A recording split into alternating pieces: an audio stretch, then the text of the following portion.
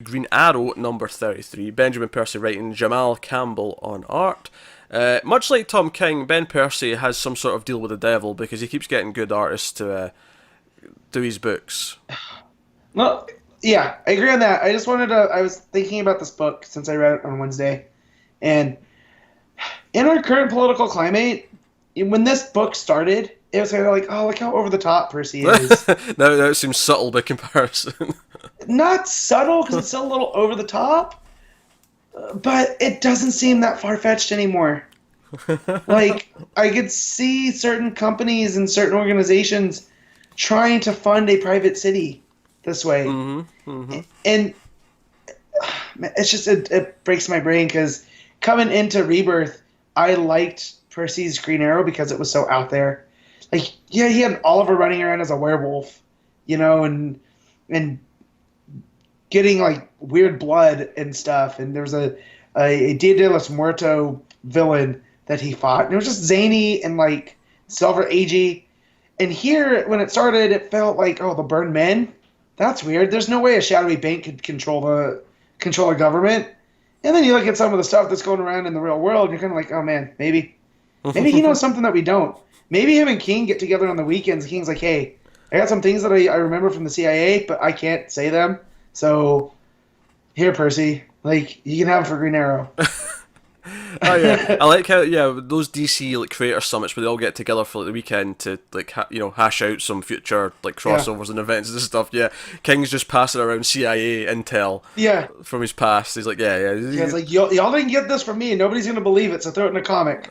But yeah, it's just I just reading this one, which was probably the most grounded it's been. I mean, 2 issues before this because we had the last one was the tie-in to Metal, but. Yeah, it was we had him space. going up to a space station with the Green Lantern, and it was fun superhero stuff. But he comes back, and he's back to being Robin Hood. Yeah, he's literally back in the city, and it deals with that. It deals with it's kind of a fragmented issue in that it deals with several things that it's building up for this new arc, which is one, he's back with Dinah. They have a great sort of rekindled moment, where he goes back and. I love the narration there. He's like, "Oh, Emmy told me that they were having like a surprise, or not a surprise, but like a get together to welcome him home." And he's like, "Well, why are you not coming?" And she just winked at me. And then he gets there and it's Dinah, and she's like, "Take off your shirt." And she's like, "Oh, you need a haircut." And she's like cutting his hair. And they end up, that full page spread with the title page, which is like him just grabbing her and kissing her, as the the shaving stuff is all like falling to the floor because they've tipped the table over. It's a great page. It's probably not as beautiful though as later on that 2-page layout where they're looking out at the sunset and it's just the ocean. I was just gonna say that. So pretty. That is fantastic. Pretty the stuff. way that the coloring hits just perfectly of what a sunset looks like with all the colors, and it's just washed out. Yeah, it's again. You talk about that deal with the devil, that Percy and King. Again, these two guys writing these two characters. Who would have thought? Like they were going to hit the treasure trove. We got Faria, we got Campbell now, and we had Schmidt. Although it looks like Schmidt, starting in January, is going to be on Teen Titans, another Percy book. Which is maybe the one benefit of this going single monthly is that you can take one of the artists over to Teen Titans with them and be, hey, you can do that now. Yeah, good time. And yeah, this story though, I'm really enjoying it with him coming back, take back Seattle. And I like that he still calls it Seattle. It's not Star City to him, and which is still weird to me because he's always just been the guardian of Star City.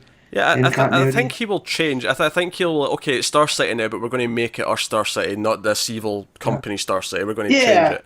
I feel that's where it's going too, but the fact that he's still fighting for the soul of Seattle, and it opens up with this guy, they're going to cut down this tree that's in a park, and it's, hundreds of years old, but they're going to chop it down. See when you see the guy strapped, because he's quite up high as well. He's been chained up high in the tree, but the trunk is so wide that he's like only like covering a small part of the front of it. Yeah.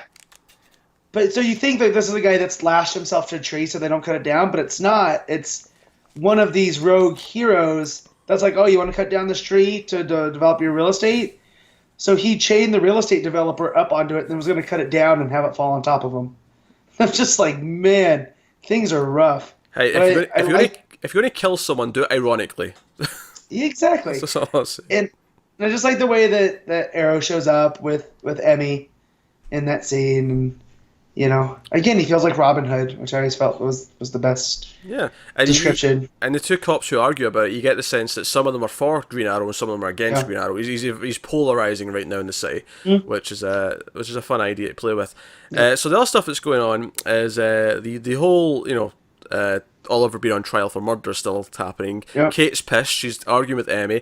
Although Emmy found the girl who's meant to have killed Wendy Poole, she's still alive. So that's the thing. But Oliver's refusing to, because her father doesn't want her to go into the limelight and be on the public eye. Which is fair, because you see she is so traumatized from her time. Yeah. And so the DA, Kate Spencer, not the DA, his defense attorney, and I guess that's a DA. Anyways, his defense attorney is saying, no, this is our star witness. The fact she's alive proves that you didn't kill her. She needs to take the stand. And I like that Ollie's nah, we're going to beat this. There's a way. That's why I'm paying you.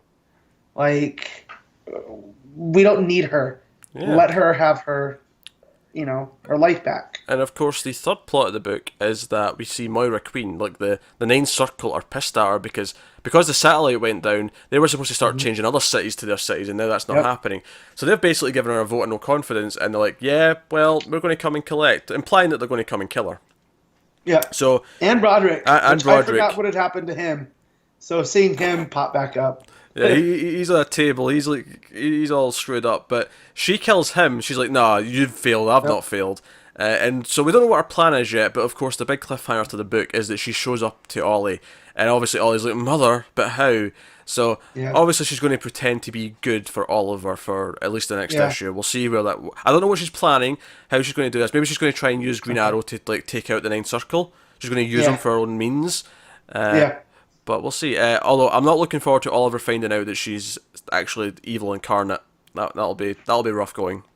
So here's my take away from all this. We know that Robert left, and that's where Emiko comes from, right? Mm-hmm. He was running around with Shadow, doing the Arrow Clan stuff. Which actually we should point out that Shadow has been hired to come and kill Moira Queen. Right, by the Ninth Circle, by Dante himself. Who's not dead. Who's not dead, and who they thought that they blew up on the barge, issues ago. But, talking about Shadow, how she's the perfect weapon. And, I'm not here for you, I'm here for your service. And so it makes me think that Robert Queen maybe was pulled into this. Because remember we got the tomb before Ollie left? Yeah. That's what happened to Broderick. Yeah, he found all the stuff, yeah. But, the Queens kind of were always, the good family of Seattle. There's, so the fact... I'm thinking that maybe Moira and her family kind of pulled Robert into this. And then that's why that mask was there. She's the true evil of the She's family. The true evil, and that's why he left. And, to Ollie, he faked his death to leave and went and started this other family, but it was him trying to do good because that's what the Queens are about. And, it sucks that he had to leave his son to do that, but now Ollie's going to pick up that legacy, Or they're just both evil pieces of shit. That's also a possibility. Yeah, I like to think the other way, though. Hey, you may be right. You may be right. I like to take the winding road, the road less traveled, but... That's always what gets me in trouble watching wrestling as well. Is I'll think of this really cool idea, and then it doesn't happen, because of course it's not going to happen. Mm-hmm. And then I get sad, because it's it was so easy. If this dude can figure it out, why can't these writers that are getting paid? But yeah. Really enjoy this book.